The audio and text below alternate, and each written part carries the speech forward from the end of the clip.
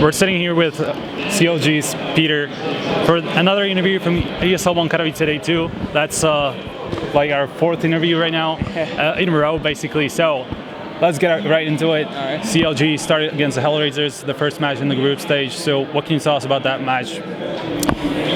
It was actually closer than the score showed. They 11-0'd us before we got our first round on T-side nuke, but when we won that first round, they had to save because every round was so close, 1v1s, 2v2s. We could have probably played a little bit better, but unfortunately we didn't. But CT side, we went over. We talked to each other during the 2-minute break saying, look, guys, we can still do this, win the pistol, went out, and we did, And I think that's a good accomplishment for us, at least.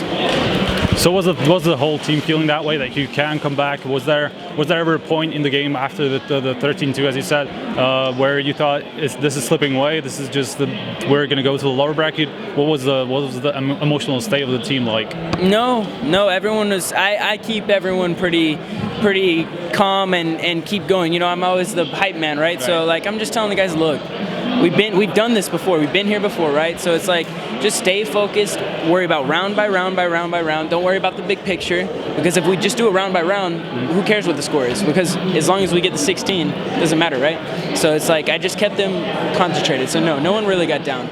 Not that game.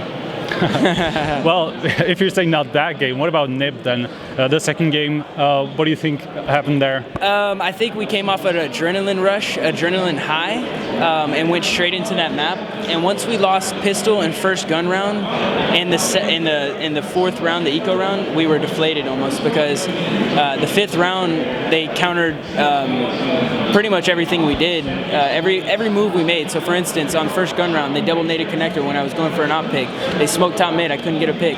Fall back, they walked out of halls, killed someone.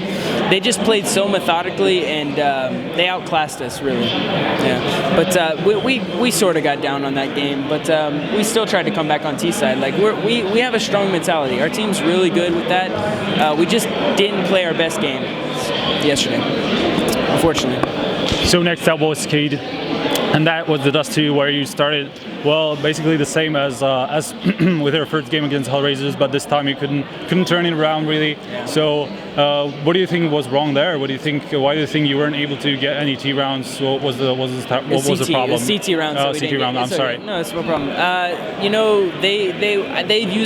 They do what I say to my team. Let's punch them in the mouth, right? We get started, we get on a roll, and punch them in the mouth, and just keep going, right? And that's what they did.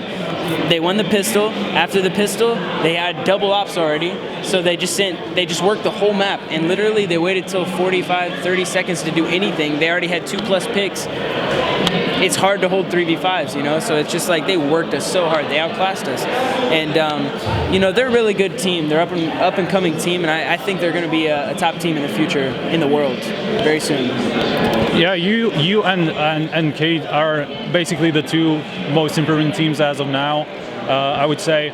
So what do you think you can do in the future to get better results? What do you think you're going to talk about when you come back? Or have you talked about it here after the matches? You had some time for that? We haven't watched the demos. We know what we did wrong. We did talk about it.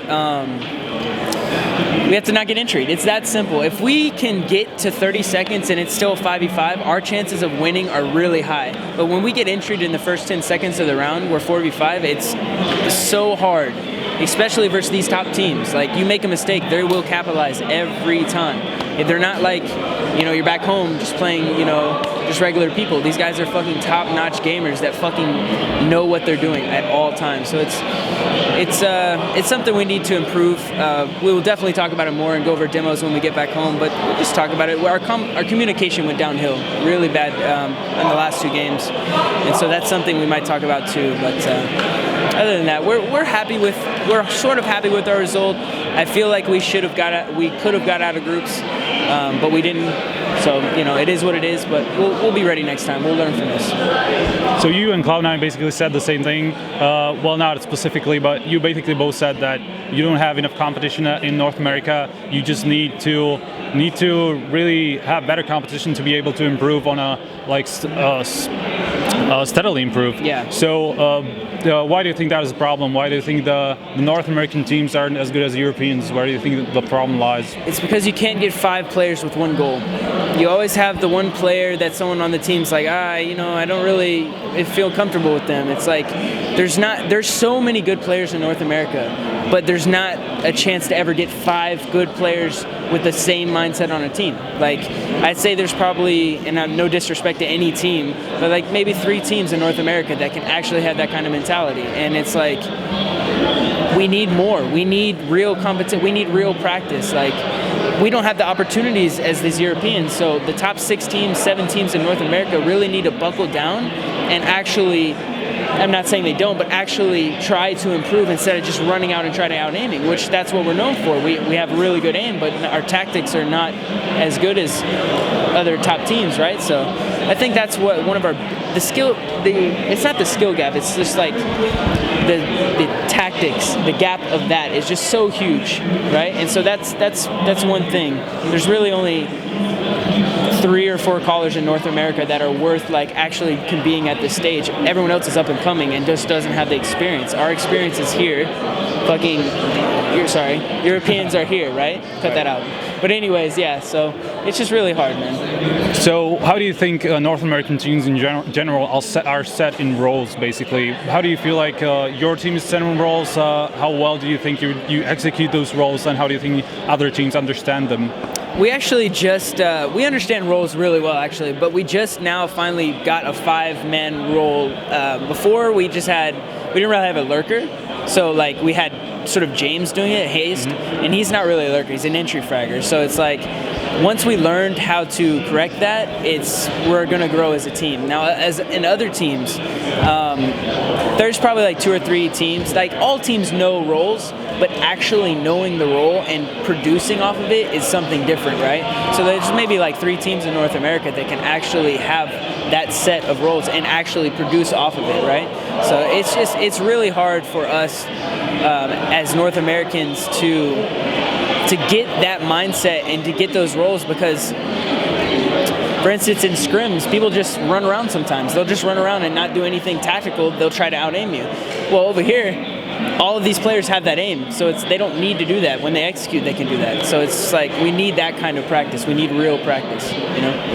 Yeah, that was basically my next question. What are you going to do better next time? Do you think going to Europe like a week early, 2 weeks early, to get a boot camp similarly to Cloud9 really, and Keith as well, who got here a few days earlier? So do you think that will help you guys? Do you think that will like fine-tune the small things that you need to get better at? Small discipline things, absolutely. I think, unfortunately, we couldn't be here because of one of our players. He had school, but I think if we had a week, I think we might have not had the same mistakes, the mental errors that we made, a lot of amateur mistakes we made. No offense to them because they outclassed us, but we just made simple mistakes that we would never make online. So it's just like, you know, we'll learn from this and we'll improve. All right, that's pretty much it. Awesome. Do you have anything else to add? Wow, it worked. It worked.